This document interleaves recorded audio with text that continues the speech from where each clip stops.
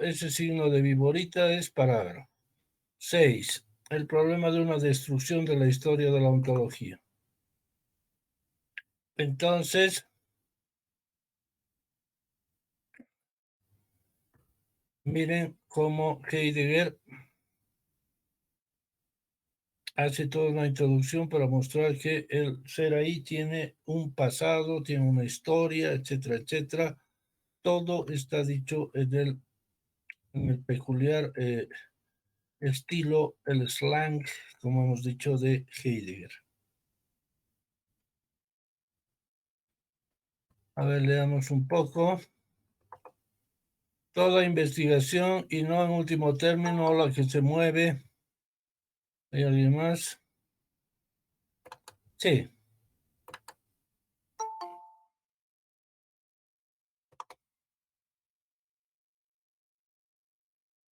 Ahora sí. Estamos en el parágrafo 6.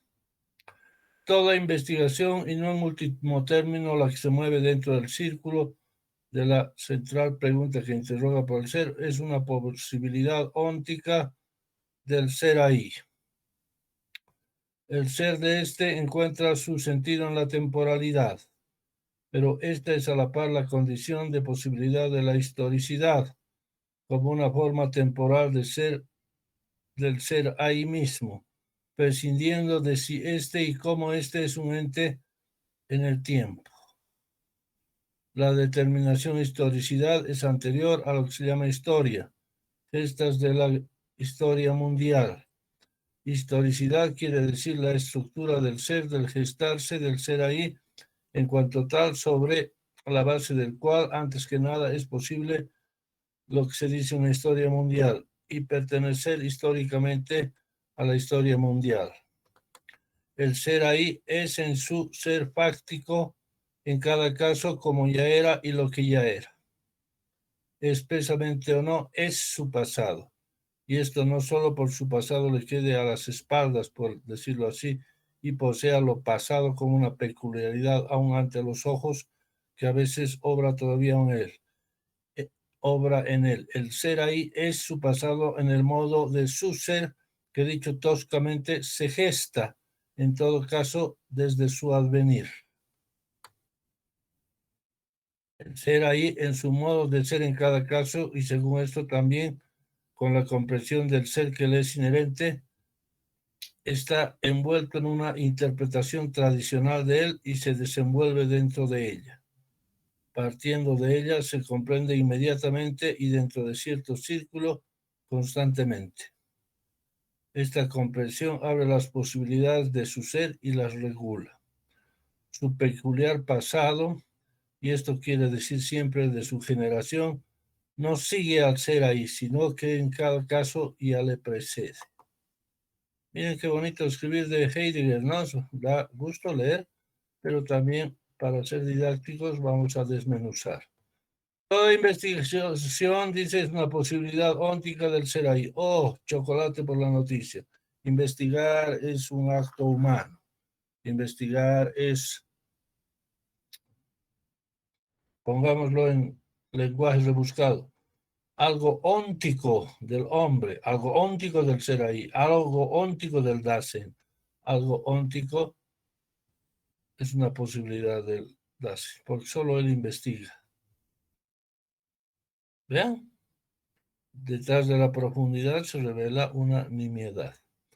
Bueno, el ser es temporalidad. Temporalidad se llama el proyecto, no el reloj. El proyecto.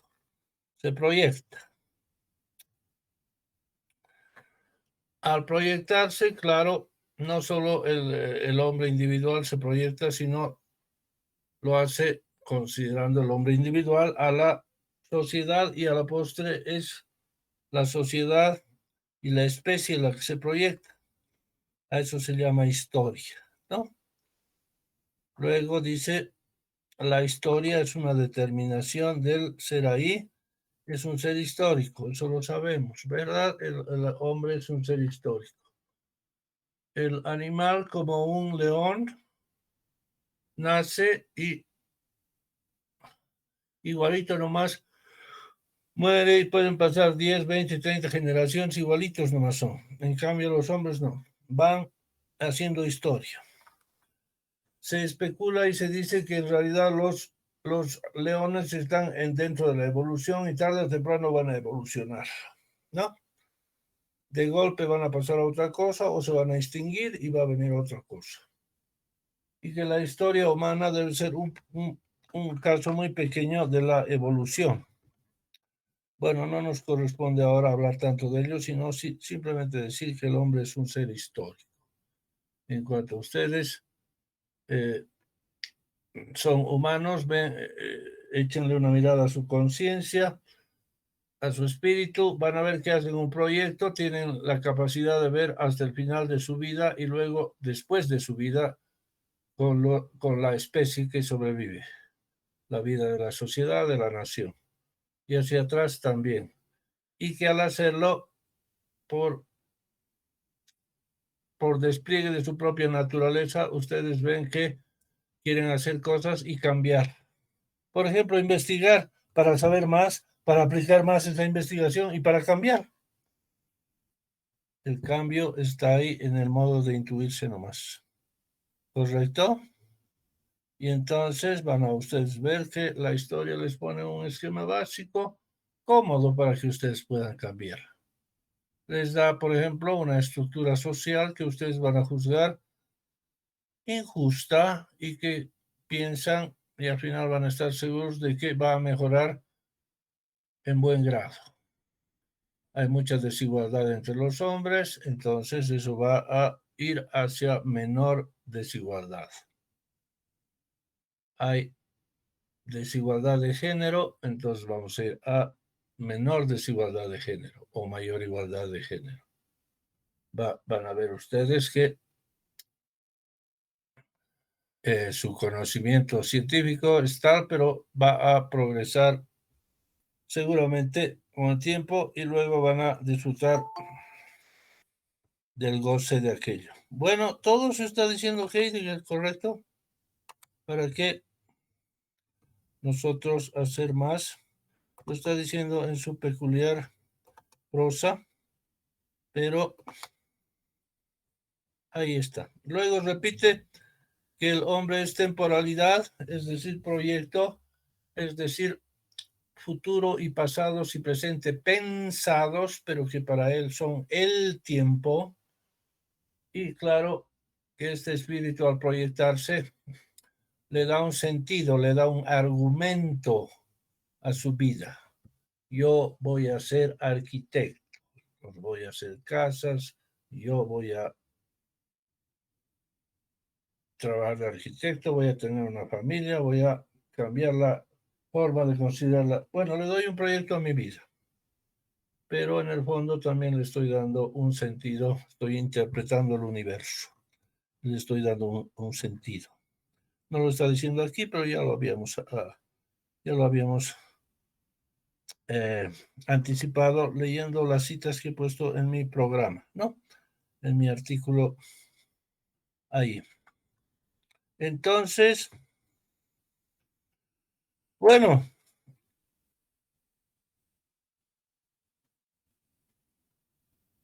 voy a decir lo mismo en los próximos parágrafos. Vayamos al argumento del texto.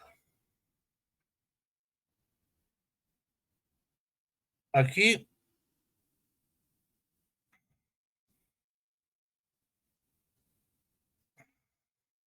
vamos a leer. Una vez, por otra parte, empuñada por el ser ahí la posibilidad que hay en él, no solo de ver a través de su existencia, sino de preguntar por el sentido de la existencialidad misma, es decir, de preguntar provisionalmente por el sentido del ser en general, y una vez que en este preguntar se haya despejado la mirada para la esencial historicidad del ser ahí, resulta irrefragable esta evidencia. Al preguntar por el ser del que se mostró la necesidad ontológica, se caracteriza el mismo por la historicidad. Y habíamos dicho que el Dasein, bueno, el ser ahí, tiene una preeminencia óntica y ontológica, que es el concepto preontológico del ser y aquí ya le está añadiendo Heidegger la pregunta. El concepto preontológico no basta, entonces pongamos la pregunta y todo eso va a ser la preeminencia onticontológica. ¿Mm? Entonces, resulta que esta pregunta se hace historiográfica. Saben ustedes que la historia es la ciencia del pasado, ¿no? Y si acaso la ciencia de encontrar el argumento de la historia, las líneas fundamentales de la historia, la causalidad histórica. Entonces se han intentado muchas historias y se dicen muchas cosas. Bueno, pero la historiografía es la historia de las historias. Pero también historiografía se entiende como como la mera ciencia histórica.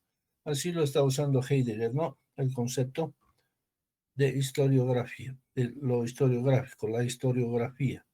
Ese concepto es la historia. Había dicho también ya hermenéuticamente con la herencia de Dilthey, ¿verdad? El filósofo Dilthey, que es anterior a Heidegger, es mucha influencia para él, que resulta que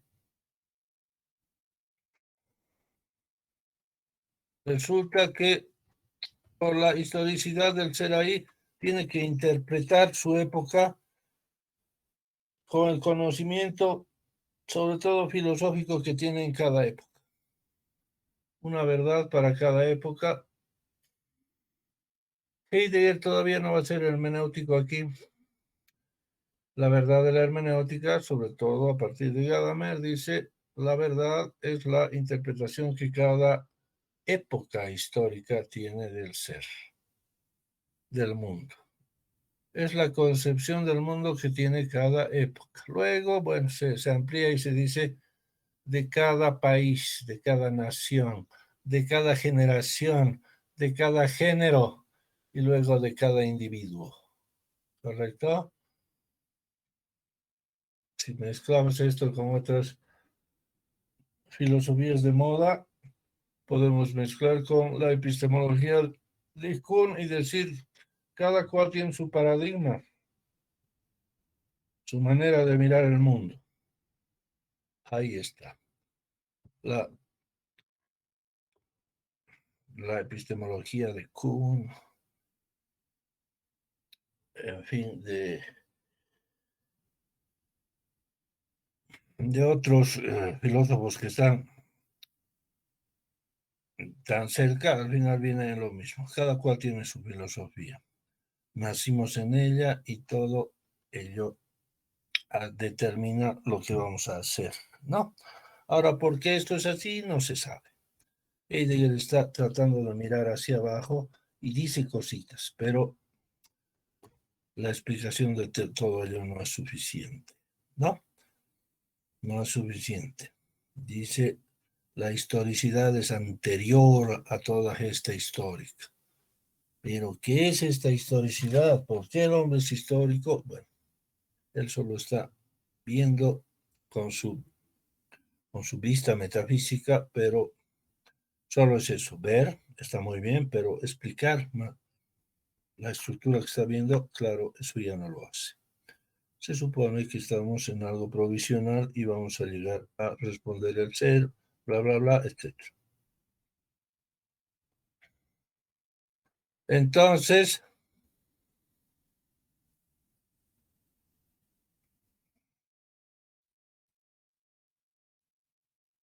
a ver, veamos qué más interesante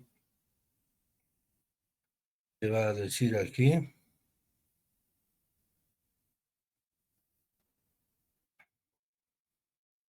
Él va a decir que,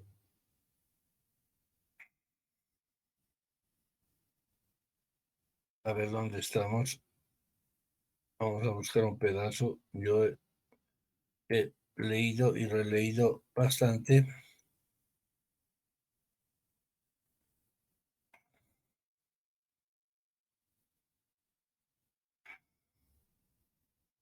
Aquí está.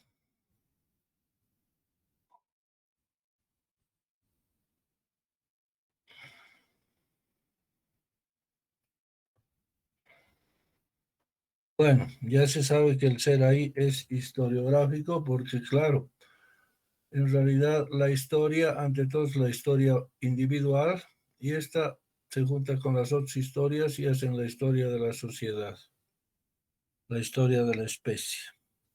Y todo fluye a partir de esta historicidad, que es una especie de segregar interpretación, interpretar la época e interpretar los entes para hacer la historia.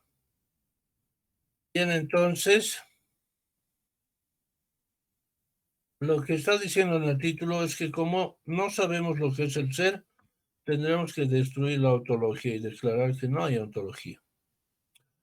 Eso es lo mejor que les puedo decir para este capítulo.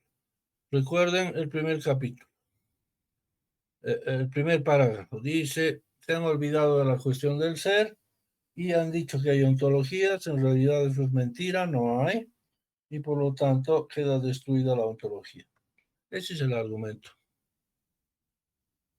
Pero luego él va a tratar de decir, caramba, eso suena muy radical, muy feo. Incluso para mí, ¿qué voy a poder decir? Yo he destruido toda la filosofía, la he destruido. Entonces reharé pues explicaré la razón del mundo, explicaré el qué es el ser. Ojo, tonterías, en realidad en el fondo ahí Heidegger se revela como diciendo, nunca pensé en hacer esto, nunca pensé en hacerlo. Esto de la cuestión del ser era una especie de distracción o estrategia para mostrar mi sentido existencial de abandono en este mundo, donde no sé para qué ni qué, pero que realmente Heidegger haya intentado o se haya sentido capaz de resolver lo que es el ser, no solamente que no se siente, no se lee, sino que al final viene a ser esencial para su filosofía decir que nunca lo había pensado. El ser humano es un existente que nunca se pone a tono como para resolver la cuestión del ser, sino que está arrojado primero en su impotencia y luego en ver un mundo absurdo. Si no sabemos lo que es el ser no es nada de lo que estamos pensando y el ser no vale nada de lo que estamos valorando. ¿Correcto? Ahí está el argumento. Fíjense, qué cosa más linda. Entonces, vamos a ver a quién retoma para hacer el programa. En resumen, anótense, el parágrafo viene a decir, vamos a destruir la ontología porque no sabemos lo que es el ser. Como todo el mundo lo sabe, en realidad, ¿quién ha destruido la ontología? Ustedes mismos, todos los que saben que no se sabe nada.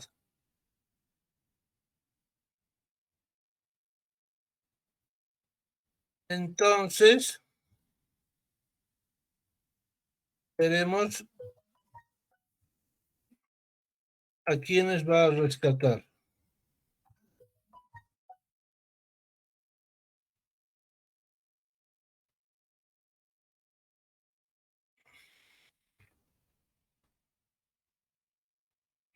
Aquí está la palabra destrucción que sale.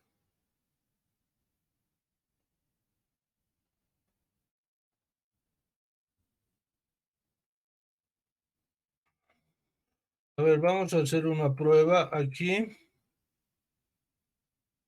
Veamos, a ver, ¿está por ahí Christopher? ¿Podría usted decirnos qué es lo que entiende por la destrucción de la ontología según su lectura previa o según la lectura que está haciendo? Díganos, Christopher, por favor.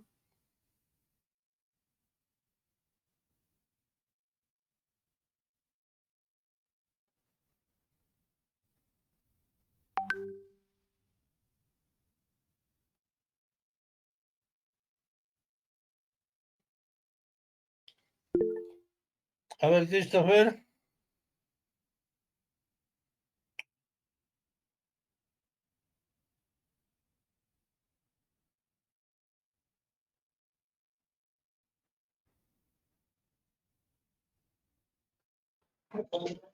¿Aló? ¿Me escucha?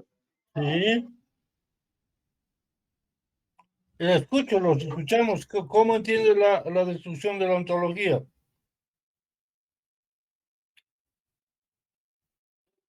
Bueno, lo que entiendo es que la destrucción de la ontología significa mm, quitarle validez a toda la metafísica y ontología anterior que se hizo, y es el que supuestamente destruyó, ¿no? Y le dio el fin a la filosofía. Correcto, correcto. ¿Algo más?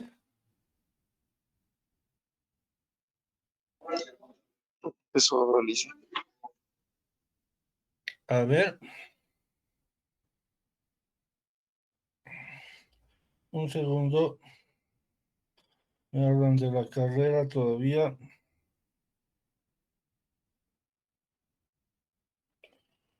Ya.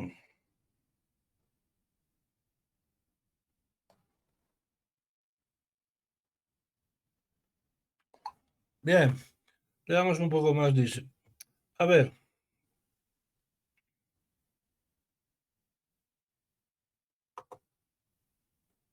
dice Heidegger, que ha de lograrse en punto a la pregunta misma que interroga por el ser, el ver a través de su peculiar historia, es menester ablandar la tradición endurecida, disolver las capas encubridoras producidas por ella. La historia es una propiedad del hombre, ¿ya? Para emplear una terminología no heideggeriana, pero que sea más clara. Y en la historia se da la historia de la filosofía y por lo tanto la historia de las concepciones del ser y de las respuestas del ser. Pero resulta que hay que tener una tradición endurecida, es decir, falsa, y tenemos que disolver las capas que encubren. Porque por mucha historia que tengamos, como no sabemos lo que es el ser, en realidad se nos ha dado gato por liebre y lo que hay no es el ser auténtico, sino que es. Heidegger nos ha dicho 3 prejuicios. Bueno, en realidad 2. Es el más universal de los principios, es indefinible y por todo el mundo ya sabe lo que es el ser. En realidad es una caricatura. Lo que debería haber dicho es que todo el mundo se guía por su ideología, ¿no? Ya quiere nomás ya que el ser sea Dios, quiere que sea la materia, quiere que sea la irracionalidad, quiere que sea la voluntad de poder, quiere que sea el positivismo, cualquier respuesta. Tenemos que disolver esta tradición con ideologías que han endurecido la cosa del ser. Ahí está. Es el problema que comprendemos como la destrucción del contenido tradicional de la ontología antigua, llevada a cabo siguiendo el hilo conductor de la pregunta que interroga por el ser, en busca de las experiencias originales en que se ganaron las primeras determinaciones del ser, directivas en adelante. Ahí está. Esa es la destrucción. Disolverlo endurecido. Heidegger, pues ya para no decir, caramba, no tenemos nada y entonces ahora sí voy a resolver. Como él no, al final no puede, va a decir, bueno, hay algo en la tradición que va hacia la respuesta y tenemos que disolver las capas encubridoras, pero rescatar algo constructivo. Y eso es lo que va a hacer. Destruir, pero también encontrar algo sobre lo que construir en la tradición. Y no empezar a decir nomás, caramba, todos han sido ideológicos y por lo tanto empezaremos de cero y pondremos las cosas sin ideología. Eso debería haber dicho Heidegger, pero bueno, saben cómo lo dijo. A ver, Licenciado, una preguntita. claro, ¿Sí? O sea, hagámoslo. digamos que para ponerlo en términos de Heidegger, para un poquito ver si estoy entendiendo esto, esto que usted decía y que digamos, todos los filósofos lo que han hecho es ajustar el ser a su ideología, ¿no es cierto? sería como que han reducido el ser a entes, ¿no es cierto? Eso es. Estoy, ¿sí? Allá, ya. Ya, a entes, pero a entes muy, muy especiales, ¿no?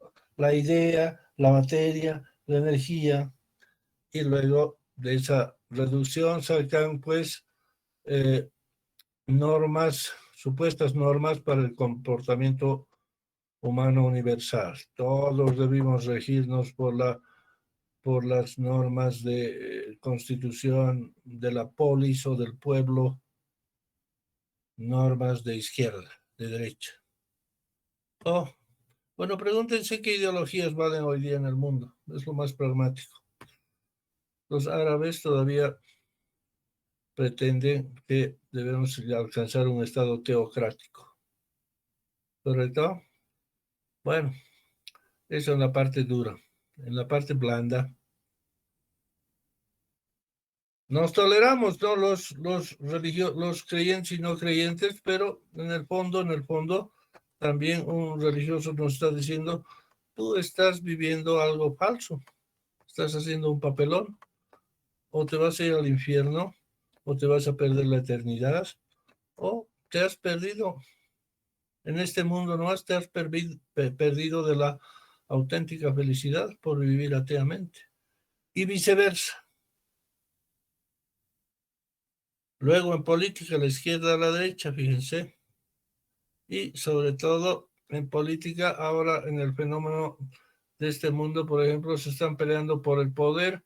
Alguien dice, como dice el bloque ruso, dice, caramba, no queremos que la OTAN esté cerca de nosotros. ¿Pero por qué? ¿Por qué, señor Putin? Díganle. Y Vladimir les va a decir, es que nosotros somos una superpotencia que está enfrentada a la OTAN. Lo siento, le vamos a decir, ya no hay comunismo, ya no es comunista, usted ya no es soviético. No tiene nada que temer con la OTAN. La OTAN no lo va a molestar, no lo va a invadir, no le va a hacer nada. No, no, no, pero es que yo soy una superpotencia y me van a invadir. No. Él un poco utiliza la idea de que es una Unión Soviética con todo el poder encima, como era antes. No. Bueno, entonces la cuestión viene a ser un problema lógico entre, como los políticos. No necesariamente un político tiene que ser estrictamente opuesto ideológicamente a su contrincante, ¿no? En general se dice, miren, yo en realidad tenemos las mismas ideas entre fulano de tal y yo y mi partido, el partido que lidero, tiene ideas muy semejantes, pero yo pretendo hacer mejor gestión que el otro. Y el otro no me gusta, aunque sea por razones existenciales, yo prefiero mantenerme al margen y somos humanos, tarde o temprano nos vamos a pelear, en fin, quiero guardar mi energía, quiero mi distancia, en fin, no acepto, no trago, no me gusta este sujeto, etcétera, yo soy otro, lo que sea. Entonces ven la situación ahora que se quiere un bloque de poder que contiene a los Estados Unidos, los aliados europeos, la OTAN y muchos otros países que van por detrás. Y se está pretendiendo otro polo que está definido más bien por otra gestión que va a hacer, ¿no? Porque ya el comunismo no va a imponer y sobre todo hay que disolver las capas encubridoras de este discurso ruso que al final a veces ni él mismo se entiende. Bueno, lo que está ganando por ahora en suma es que son dos poderes, dos egos que quieren hacer gestión y que por lo menos quieren, o uno de ellos quiere que se respete al otro. Entonces, más de un polo del poder, por lo menos dos, o mejor, muchos más. Entonces los latinoamericanos entran a decir, caramba, si nos quedamos en un solo polo vamos a vivir como siempre hemos vivido, y la verdad es que los europeos nos han mantenido en una situación de tercer mundo, etcétera, etcétera. Hacia el futuro, cualquier oportunidad de abrir los polos del poder es buena para Latinoamérica. Es una visión, ¿no? La otra visión es que no, pues, las visiones del mundo se han achicado mucho y la única que vale es en realidad un capitalismo con matices. Entonces, lo otro es opuesto. Bueno, tendríamos que hacer el esfuerzo por poner dos ideologías en la situación actual.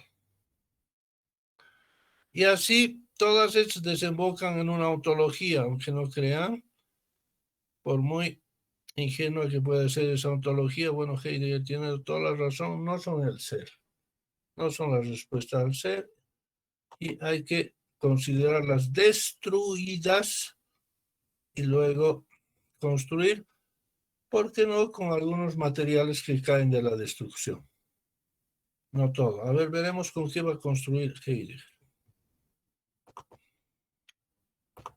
La destrucción tampoco tiene sentido negativo de un sacudirse la traducción ontológica. Esta no quiere sacudirse del todo, aunque yo levantaría la mano si hablara con Heidegger o estuviera en su clase y le diría, ¿por qué no? Al final, miren, es bien interesante. En la escolástica, que dura varios siglos, ¿no? Dura desde el primer milenio hasta entrado al Renacimiento. Se dice, cree para saber y creer para saber y saber para creer. Pero el creer está ahí puesto de todos modos como equivalente al saber, y eso es lo que al final molesta, y dicen, no puedes proceder así. Por muy lindo que haya resultado que el saber le dé la cuenta al creer, bueno, llegas nomás al creer, que es idéntico al saber, y ya prescindes del creer, porque ya sabes. Y luego dices, no es que has creído al principio, sino era simplemente una hipótesis de trabajo o era una esperanza, pero que en cualquier momento podía morir. Si tú puedes como axioma creer para saber y saber para creer, entonces el creer se da por sí mismo y ya estás con prejuicio. Y así le han dicho, tú eres más prejuicioso que los escolásticos. Y Nietzsche le ha dicho a toda la tradición, el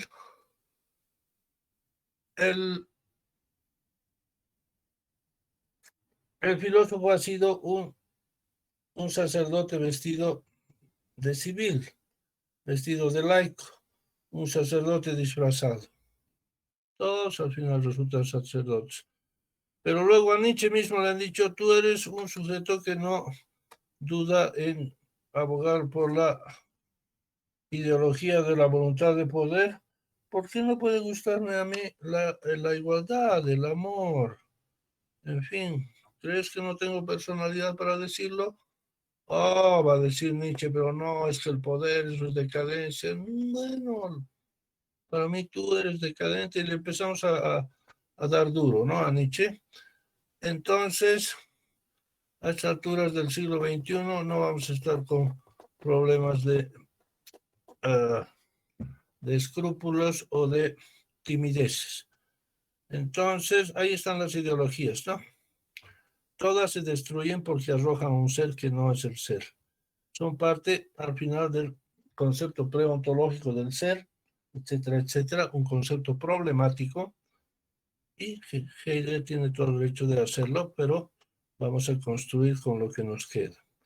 Lo que toma Heidegger es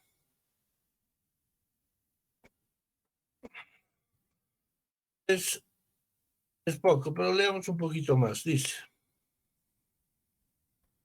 negativa no es la destrucción relativamente al pasado. Su crítica afecta al hoy y a la forma dominante de tratar la historia de la ontología.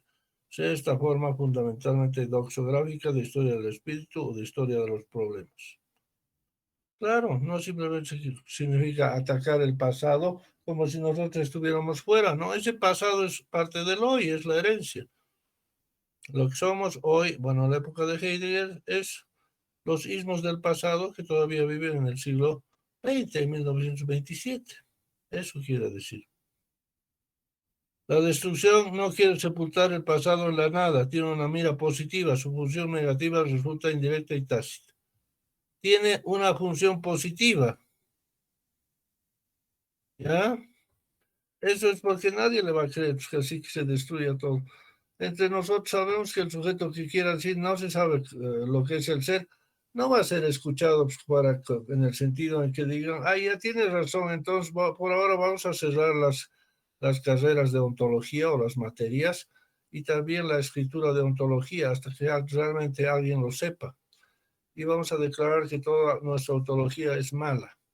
Nadie va a hacer así. Van a seguir nomás con lo anterior, van a decir, bueno, para mí la ontología es esto, para mí esto, para mí es esto, para mí es esto. Luego, si usted quiere realmente imponer una ontología verdadera y final, va a tener que traer la pregunta con la respuesta.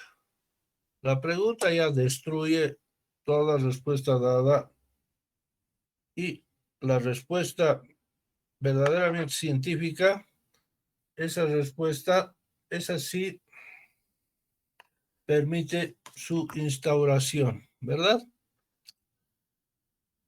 Bien, con arreglo a la tendencia positiva de la destrucción, hay que hacer ante todo la pregunta de dónde y hasta dónde en el curso de la historia de la ontología integral ha sido y podido ser unido el tema de la exégesis del ser con el tema del fenómeno del tiempo, y si han sido podido ser trabajados a fondo los problemas de la temporalidad.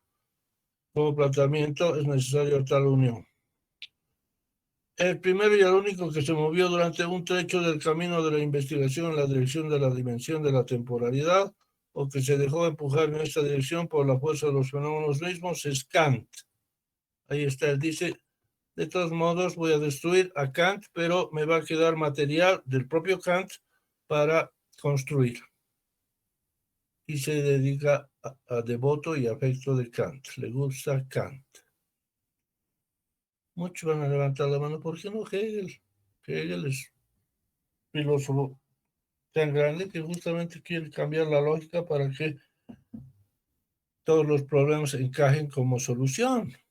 No, no le gusta Hegel a Heidegger. Muchos dirán gran error, no gran error. ¿Por qué Kant? Y por último, otros dirán, ¿por qué Kant? Si al final bien analizado Kant es un conjunto de problemas, su sistema está tan dislocado, tan equivocado, tan torcido, que solamente por su complejidad se mantiene en pie, o más bien por los problemas que plantea, ¿no? Cómo fundamentar la ciencia, etc. ¿Por qué tomar a Kant? Pero ya ven a Heidegger, quiere para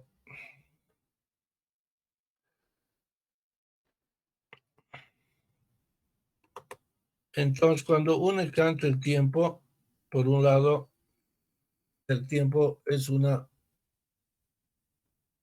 el espacio son dos formas de la intuición, de la razón, no del entendimiento, no de la razón, del entendimiento, espacio y tiempo, y son subjetivos y ellos mismos espacializan y temporalizan el ser. Es el comienzo del idealismo.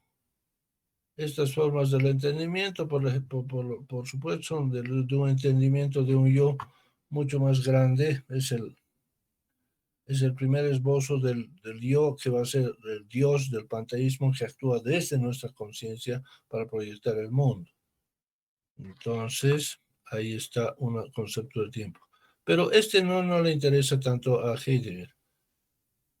Una vez protegidos los problemas de la temporalidad, puede lograrse arrojar luz sobre la oscuridad de la doctrina del esquematismo. Resulta que le atrae la teoría del esquematismo. El esquematismo es una parte muy profunda de la crítica de la razón pura, donde Kant quiere, pues, para no dejar tan falto de funcionamiento su sistema, quiere que la cosa en sí marque unos cuantos bips, le da un bip. un pulso y le va dando unos bits, 1, 2, y así el entendimiento sabe qué categoría va a poner y pone una de las 12 categorías del entendimiento. Es una cosa muy profunda, pero a la vez muy difícil y a la vez muy ingenua. Por eso Heidegger dice oscura. Bueno, no necesitan para este curso aquí con Orosa ver este esquematismo. El esquematismo kantiano, ni siquiera les aconsejo que busquen el esquematismo en Google, ¿no? Seguramente les van a explicar mal, hay que conocer bien la crítica de la razón pura para dominar el esquematismo. Licenciado, Adelante, por favor. entonces esto del esquematismo es lo que usted dice, esto de que el entendimiento pone las categorías. Sí, en Kant, Ah, miren, lo que no conocemos la cosa en sí, no conocemos el ser. Es increíble que Kant, digo que Heidegger menciona a Kant y no diga, Kant es el primero que está diciendo, no sabemos lo que es el ser, pero está usando otra palabra, la cosa en sí. La cosa en sí es el ser en sí, es el ser. El resto son los entes, la cosa en mí, o lo que llaman los fenómenos, son los entes. La cosa en sí es el ser, es lo ontológico, etc. También lo llaman noúmeno, ¿no? Utilizando el latín de su época. Entonces, resulta que la cosa en sí no la conocemos y porque no la conocemos no podemos fundamentar la ciencia, los juicios sintéticos a priori. Si yo no conozco qué es un átomo, no puedo predecir su comportamiento porque no lo conozco. El átomo es una cosa que es un meollo de sorpresas, como cuando no conozco algo. A ver, ustedes muchas veces les han dicho no hablen con desconocidos, sobre todo cuando son niños. ¿Por qué? No se saben qué pueden esperar de un desconocido. Podría ser malo, inmoral, podría ser muy bueno, podría ser soñador, no sé. De lo desconocido no se deduce nada, por lo tanto no fundamenta las ciencias. Entonces Kant dice, como el entendimiento construye las cosas de este mundo, los fenómenos, en base de un material dado, un caos de sensaciones, porque nosotros lo hacemos, lo vamos a hacer siempre del mismo modo o lo vamos a hacer de tal forma que siempre funcione de la misma manera o necesariamente, ¿no? De un modo a priori. Me dan la cosa en sí, me dan el caos de sensaciones y yo voy a construir siempre esta pequeña ficha o esta pequeña masa del mismo modo y siempre va a caer hacia la tierra, porque la hice yo. No yo, Iván Oroso, sino el sujeto, el yo trascendental, se llama acá. Bueno, esa es la explicación. Pero luego, para unir estos dos mundos, le quedan muy separados la cosa en sí y el en mí. Hace que la cosa vipee, la cosa en sí vipee, late. A dos pulsos le pone pues una categoría, por ejemplo, la de sustancia. A tres pulsos, la de accidente. A cuatro pulsos temporales, ¿no? Por el tiempo, le pone la categoría de causalidad.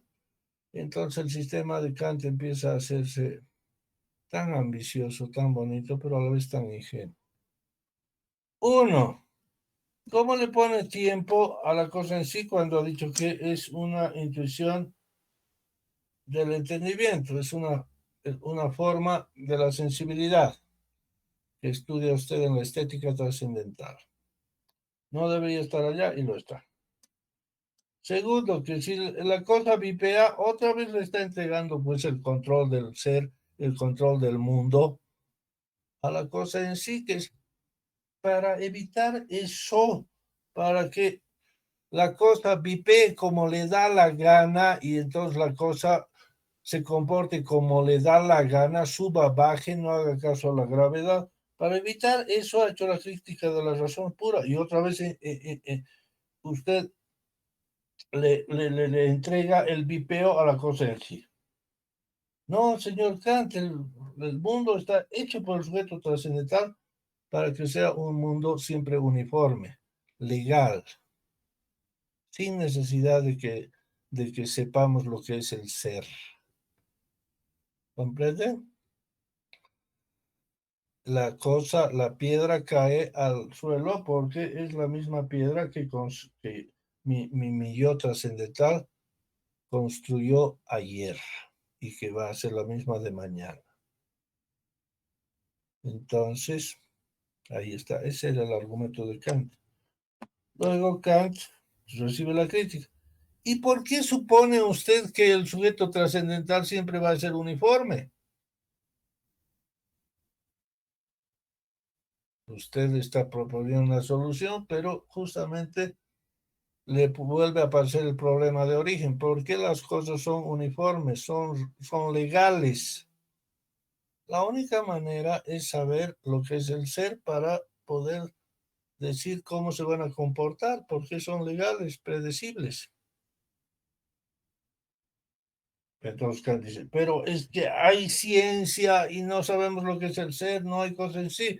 Por lo tanto, la ciencia tiene que provenir por el sujeto. ¿Correcto? Pero ¿cómo usted sabe que el sujeto siempre va a ser estable? En fin, al final Nietzsche le hizo la crítica a Kant y le dijo, todo lo que usted está haciendo, señor Kant, eso está más allá del bien y del mal. Le dijo, usted supone que la fundamentación de las ciencias, o al principio, viene por una facultad del ser humano, porque tiene esa facultad. Y explicar las cosas por una facultad siempre es ingenuo, ¿no?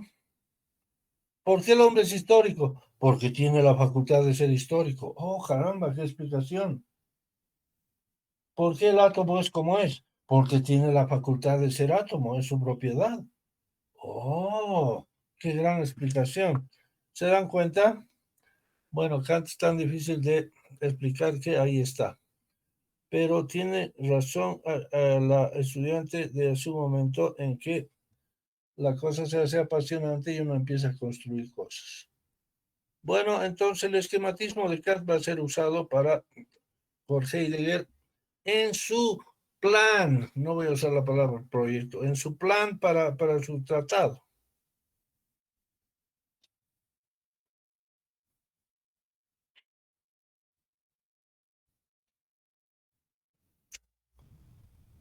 Por la adopción de la posición, bueno, a ver, aquí lo va a poner a Descartes con el cogito ergo sum, pretende la velocidad va a ser 9 y seguro. Pero lo que deja indeterminado lo critica, pues lo hace pedazos al pobre Descartes. Pero por lo menos un punto de partida. El cogito ergo sum, la sustancia extensa es el punto de partida. Pero no olviden que ahora a la luz del siglo XXI, Descartes pues resulta muy ingenuo, ¿no? Yo soy una cosa que piensa, hay dos cosas. Bueno, lo único que está diciendo es que hay dos materiales, dos materiales, digamos así, dos cosas muy diferentes, el espíritu, o sea, la idea, todo eso, y la materia.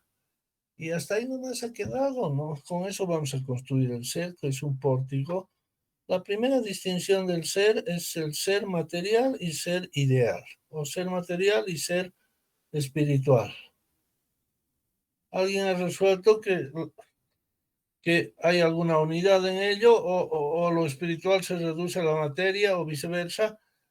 Seamos honestos, no, ¿verdad? Por ideología se resuelve cualquier cosa, pero por ciencia no. Entonces tiene una discusión con Descartes, hay un análisis y lo tiene. Y luego pone a Aristóteles. Él dijo, empieza términos griegos, se hace difícil la lectura, entonces entiende que entiende que Aristóteles dijo que el ser o la sustancia, ahí está, el ente se concibe en cuanto a su ser como presencia, es decir, se le comprende por respecto a un determinado modo del tiempo, el presente.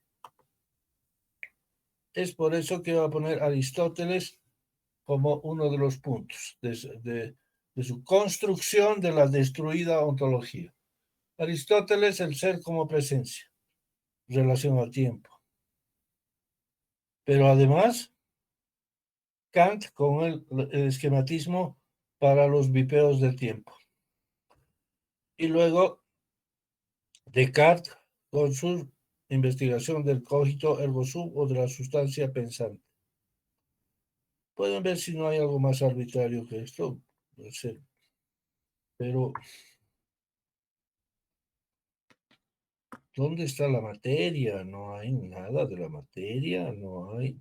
Bueno, es lo que dije. Ni modo, ni qué decir que al final del. Aquí está, ¿no? Dice. Se propondrá una interpretación del Tratado del Tiempo de Aristóteles que puede elegirse para discriminar la base y los de la ciencia antigua del ser.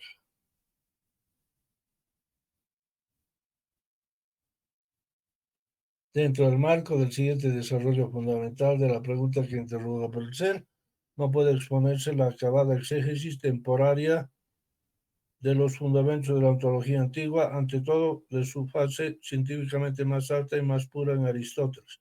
Aristóteles es lo más alto. Lo antiguo está con Aristóteles. No se puede poner la acabada exégesis temporaria de los fundamentos.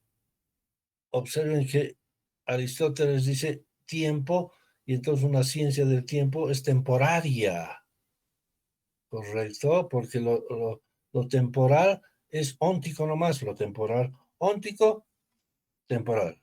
Óntico, temporal. Óntico, temporal. Científico, temporario. Científico, temporario. Científico, se supone científico del hombre, ¿no? Que es temporalidad. Pero observen ahora el chicle, la mezcolanza que hace, el adefesio que se hace cuando se está diciendo el hombre es temporal, es la temporalidad, el hombre es el tiempo, el hombre. Pero ese tiempo, pues, es francamente diferente del ser como presencia presente que estaría usando Aristóteles en su interpretación, que no es la más ortodoxa, ¿no? El ser es la sustancia, ya. El tiempo es una categoría. Primera categoría, la sustancia. Segunda es accidente, pero el accidente se separa en 9 categorías. Espacio, tiempo, relación, cantidad, cualidad, estado, etcétera, etcétera. El tiempo es otra cosa, no es el hombre, Martín. Estás mezclando de un modo, pero espantosamente cicloso, y me da no sé qué que la gente que haya leído así durante 100 años. El tiempo de Aristóteles indudablemente no tiene mucho que ver con el tiempo, el forzar el tiempo para el ser del hombre en el existencialismo.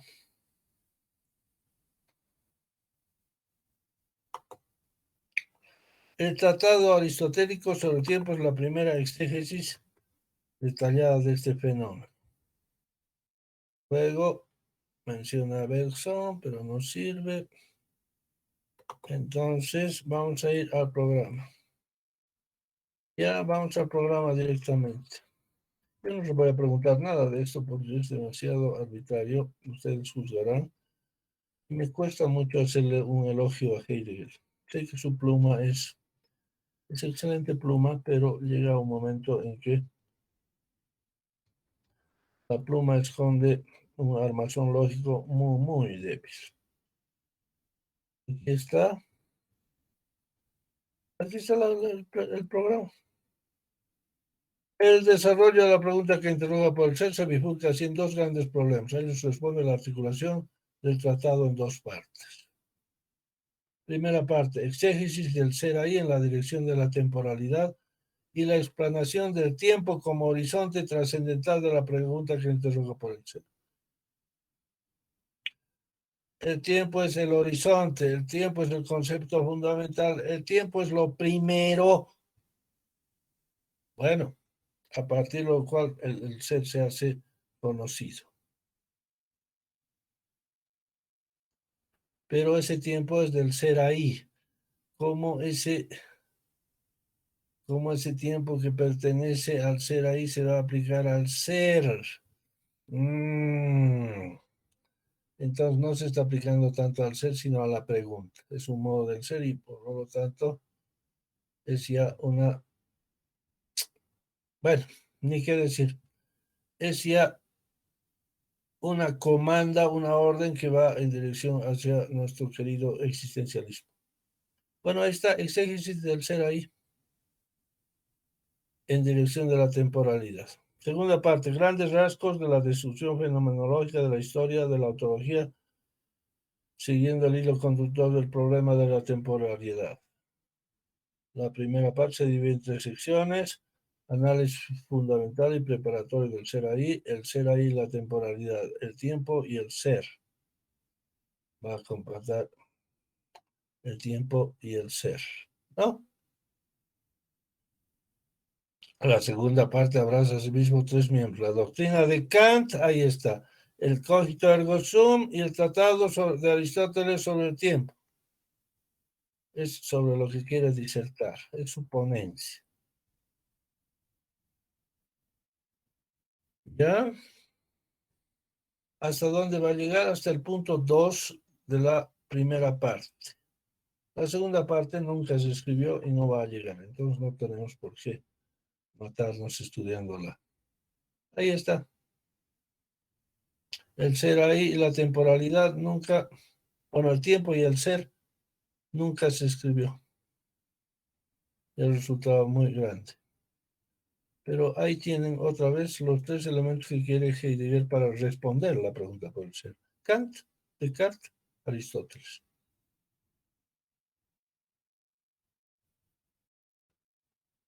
¿Verdad?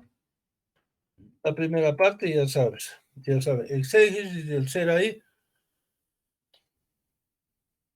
en dirección de la temporalidad, es decir que el ser ahí es temporalidad, el ser ahí es tiempo, y sobre este horizonte se entiende la pregunta que interroga por el ser, porque el tiempo es nada más que el ser humano que se da cuenta que es un proyecto que al final no sirve para nada y se encuentra con la mirada de un universo sin razón y sin valor. Ya lo vamos a ver más claramente en alguna bibliografía extra que les voy a... La última parte habla de lo rudo y feo, ya les he dicho, ya les había anticipado. Entonces volvamos nomás a empaquetar el artículo. Ya resumiendo o reciclando, vemos que llega un momento en que lo apasionante de Heidegger viene a ser un obstáculo para el docente que trata de explicar didácticamente. Entonces, ahí está.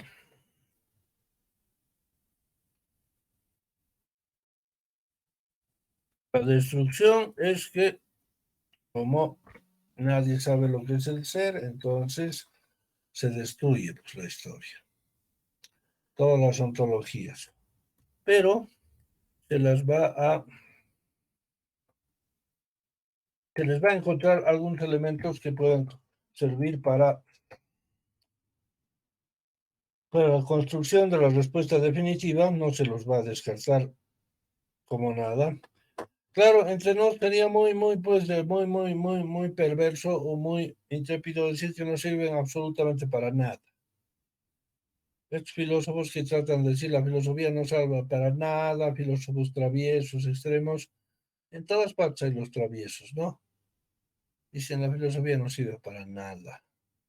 toda ontología ha sido un desastre. Hay pues algo que se rescata.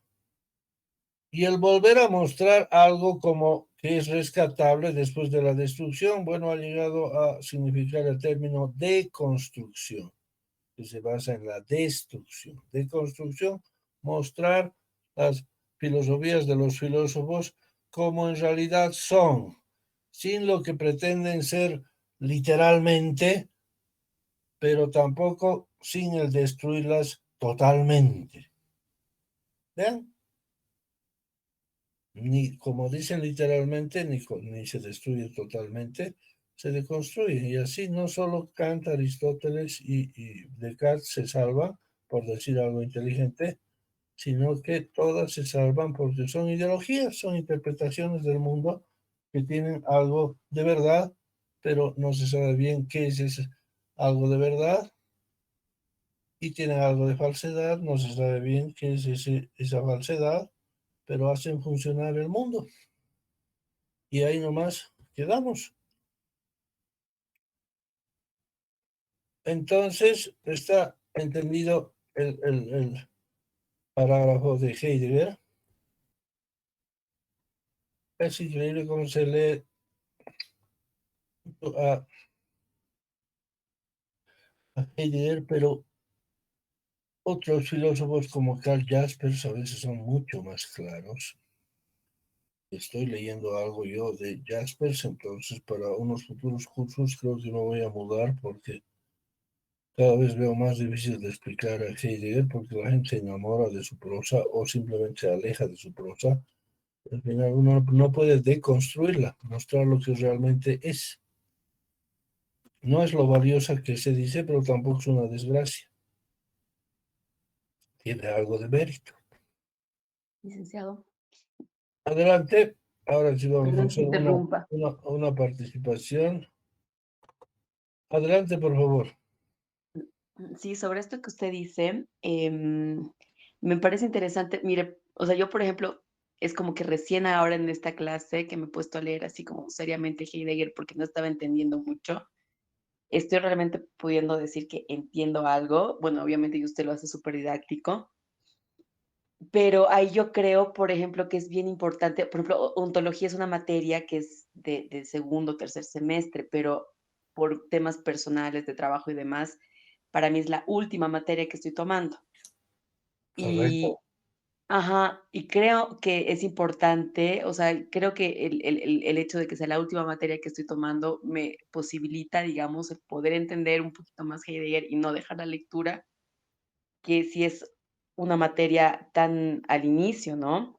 Entonces, no sé si de repente se podría proponer eso, porque creo que son como más bien teorías muy vigentes actualmente. Ahora, con todo esto que usted ha hablado, esta clase me hace pensar mucho a la teoría queer, ¿no es cierto? Que o sea, como que filosóficamente creo que es lo más vigente y justamente es esto de simplemente como ser y no agarrarse a estas ideologías que al final son identidades, ¿no? Y lo que se propone desde lo queer es ir más allá de lo binario, ¿no? De lo que está así totalmente cerrado y que al final es como que nos hace, no sé, pues si bien nos da una identidad y nos permite dirigirnos hacia algún lugar en el mundo y saber que somos, entre comillas, algo, ese, su lado negativo es que nos hace pelear, digamos, ¿no? Esto de la identidad y que al final no nos permite ser en la libertad del ser. Eso es el comentario que le quería dar. Excelente, bien. Pues ver una analogía con lo que dicen otros pensadores ahora que son de buena aceptación, está muy bien. Uno, porque, bueno, los filósofos eventualmente ahora lo que están haciendo es decir cosas que te sean a prueba del tiempo, ¿no? No lanzar grandes ideologones por así, por magnificar la ideología. Grandes ideologías, Dios existe y vale para todos y el que no cree se va al infierno, en fin, es muy, muy atrevido, ¿no? Muy dogmático. Entonces es una verdad plural y se dice, las ideologías, bueno, expresan lo que cada uno piensa, Y el problema de la filosofía es, ante todo, mostrar cómo en el fondo todas son válidas, ¿no? De algún modo son válidas. A ver si podemos vivir en paz, lo cual significa que eventualmente siempre va a haber un desorden y alguien va a tratar de pelearse por la ideología, como estamos viviendo en la época actual. Está muy bien. Luego, Heidegger tendrá pues un material que ofrecernos, pero también un material sumamente arbitrario, que es el que hay que destruir para luego deconstruir, para luego construir. Y claro, hacerlo también dejándolo al estudiante. Si el estudiante quiere ser dogmático y quiere tomarse cada frase de Heidegger como verdadera, bueno, pues adelante, ¿no? El dogmatismo es también una fuente para entender, como les he dicho. Entonces, uno repite y dice, claro, claro, claro, claro. Bueno, a ver, ¿hay algún comentario? ¿Qué dice Adrián Calizaya de la destrucción de la ontología?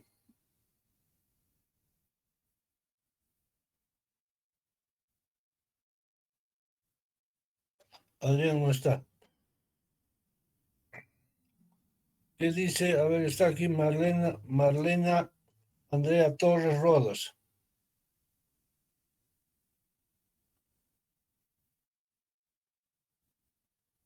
Tampoco la tengo. Estefanía Cárdenas, ¿qué nos dice?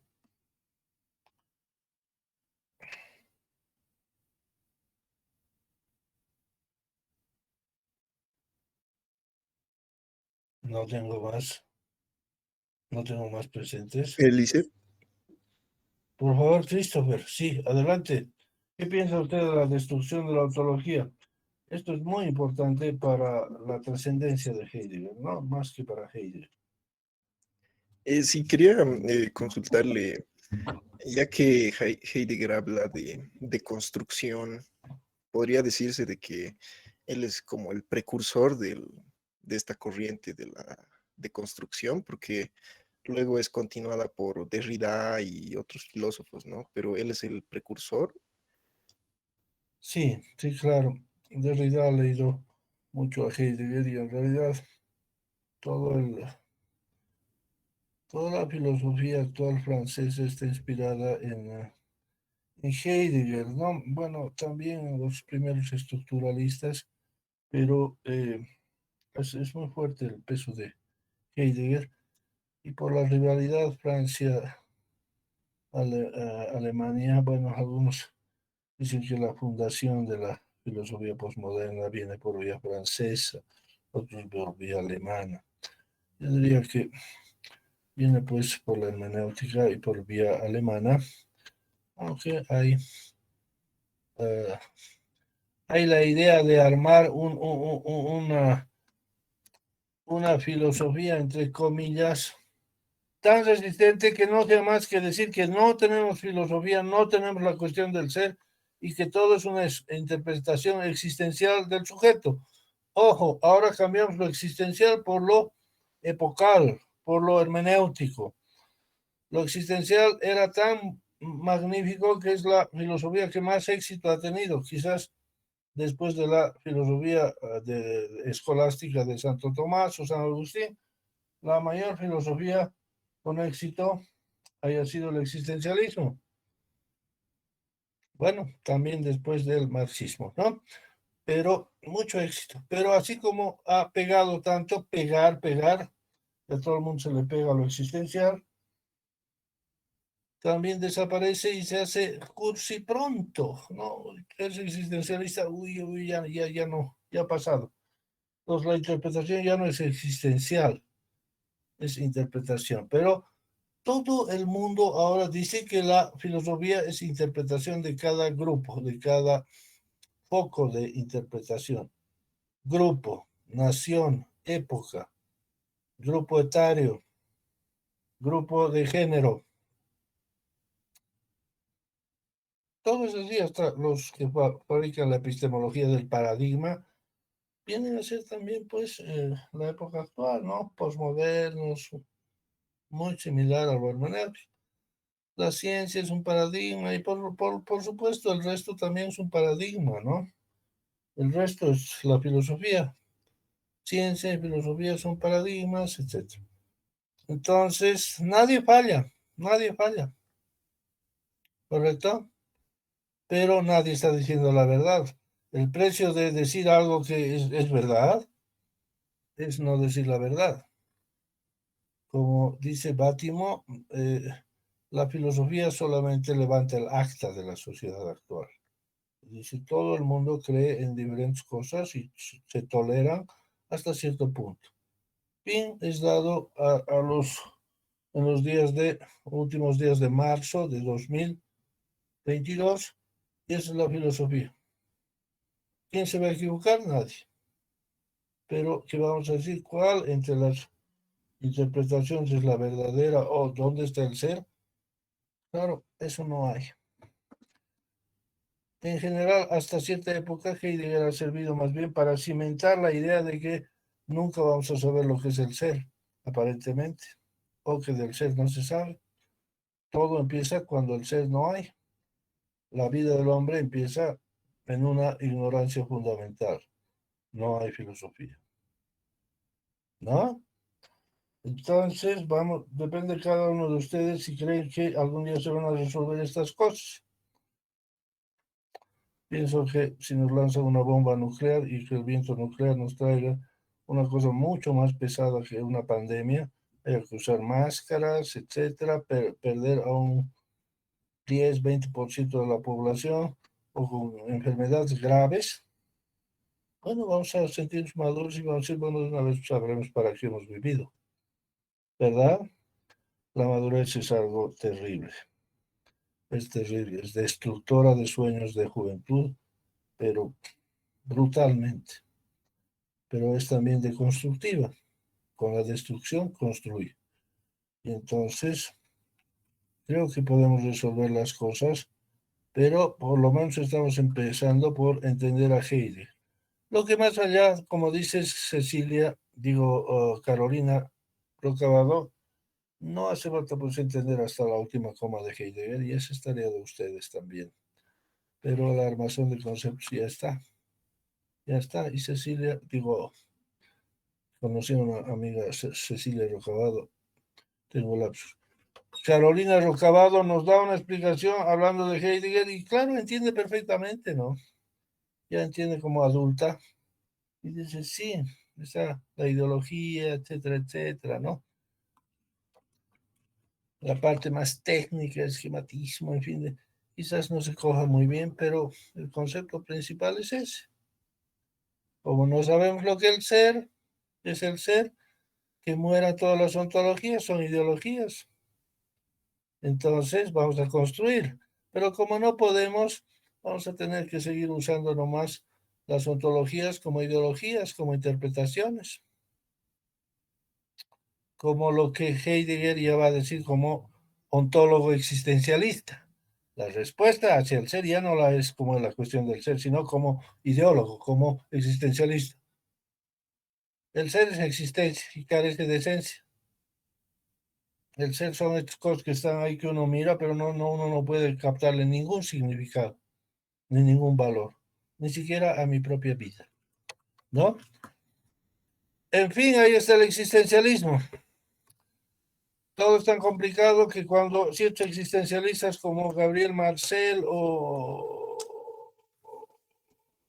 incluso Jaspers se sienten perdidos, angustiados, en el fondo vuelven a encontrar la vieja fe y se salvan, digamos. Pero ya es una mezcla del existencialismo con su catolicismo que encuentran al final. No, se hace todo muy complicado para explicarlo, pero en principio es bastante simple, ¿verdad? Dice, Entonces, adelante, adelante. además, muy difícil, ¿no? Que digamos, uno ya conoce el existencialismo a profundidad y volverte religioso como que algo difícil lo considero. Todas las cosas son posibles, ¿no? En este mundo hasta cierto punto ocurrió. Marcel era existencial y sus puntos de vista no coincidían con los de Santo Tomás. Santo Tomás, en el fondo, es esencialista, o sea, cree en la esencia. Gabriel Marcel no, pero luego encuéntranos un significado válido, una esencia válida del catolicismo. Marcel al final se convirtió, ¿no? Entonces, puede entenderlo Christopher como al final devolver su existencialismo y volver y coger un tomismo o hacer una especie de mezcla rara.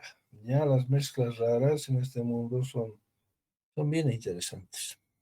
Miren ahí cómo este líder Putin está utilizando todo el armazón soviético para hacer una acción que no tiene ya el sovietismo, ¿no?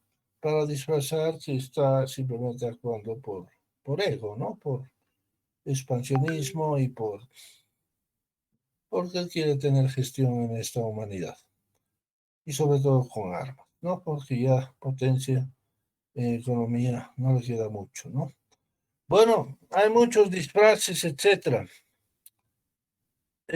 ¿Alguien más quiere opinar sobre qué es esto de la destrucción de la ontología? Bien, entonces la próxima vez vamos a terminar la introducción y les voy a traer el examen. Ya media clase vamos a hacer la terminación y la otra mitad les voy a dar el examen, lo van a deglutir y va a ser maravilloso porque después vamos a pasar ya a otros pedazos de Heidegger, como el ser para la muerte, la angustia, cosas muy bonitas que tiene Heidegger para escribir. ¿Ok? Listo, entonces los veré la próxima clase. Gracias, Gracias por licenciado. estar. Buena tarde. Gracias. Hasta luego. Gracias, Lice, hasta luego. Hasta luego.